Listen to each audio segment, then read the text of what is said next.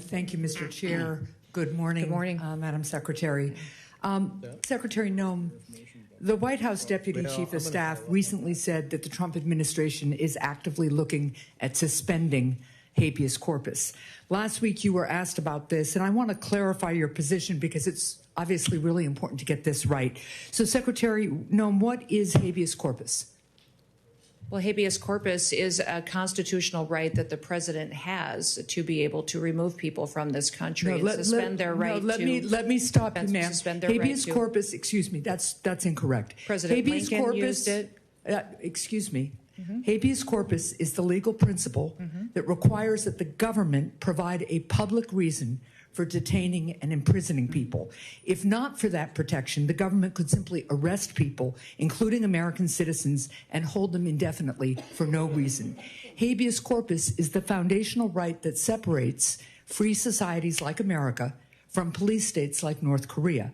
As a senator from the Live Free or Die state, this matters a lot to me and my constituents and to all Americans. So, Secretary Noem, do you support the core protection that habeas corpus provides, that the government must provide a public reason in order to detain and imprison someone? Yeah, I support habeas corpus. I also recognize that the President of the United States has the authority under the Constitution to decide if it should be suspended or not. It has never Let us be clear, though, it has never been done. It has never been done without approval of Congress. Even Abraham Lincoln got retroactive approval from Congress. So I have been asking executive branch nominees a simple question over the past few months. If the president orders them to break the law, I've been asking, will you follow the law or follow the order? I want to ask you a more specific question here. If the president tries to suspend habeas corpus and a federal court reverses the president's order, will you comply with the court order and uphold habeas corpus, or will you follow the president's directive? We are following all federal court orders and are complying with that, as is the president, and every decision that I make as well. That is obviously not true for anybody who reads the news. There are federal court orders right now, including returning somebody who was deported mistakenly. But to be clear, this is about a fundamental legal right that ensures that we live in a free society instead of a police state that would have a sham legal system like Russia or North Korea. So I'm glad that you have now committed to following court orders. I'm glad you believe in the basic freedom for Americans if ordered to do so by a court. And again, I want just to make clear that it is critically important that even if the president tries to suspend the right of people to know why they've been detained or imprisoned, if a federal court reverses that order, that you will follow that order. And I hope all the members of the administration will, because it's obviously critical that some of the people, for instance, who've been deported by mistake, who didn't get due process, be returned in compliance with court orders. So now, let's move on to another issue.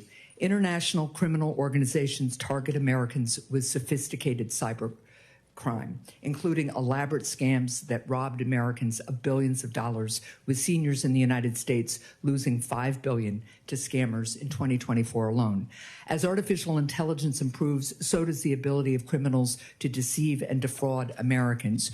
With this new technology, criminals can impersonate loved ones, develop advanced malware, or make more convincing phishing messages. How is DHS working to identify trends in illegal activity and ensure that new AI systems have safeguards in place to prevent their use in criminal activity? Yes, we are working extensively through CISA, but in all of our agencies to make sure that we're going after these criminal, nefarious actors. I would say partnering with private industry is critically important so that we have the insight that we need to really understand the tactics that they use and the advancements in software. The AI ability that they have to adjust and to supersede some of our systems is incredible. And so investing in those systems is important, but also having the knowledge and bringing everybody to the table and breaking down the silos between our agencies and our intelligence agencies is important, so we all have the information that we need to get. Well, and that gets me to one final point and question here, because Senator Peters began to ask about it. There's been recent reporting that indicates that the Chinese government installed remote access to Chinese-made power inverters in the U.S., raising concerns that the Chinese government could try to disable parts of our power grid. And you made a comment following up on Senator Peters' question about the importance of not only working with private industry on this issue, as you would also want to work on AI, but also on working with state and local governments on cybersecurity. And can you just talk to me a little bit about how DHS is partnering with state and local governments right now? Well, that's one of the core critical missions of CISA, is to help those state and local governments harden their systems. We're extremely vulnerable by our weakest link.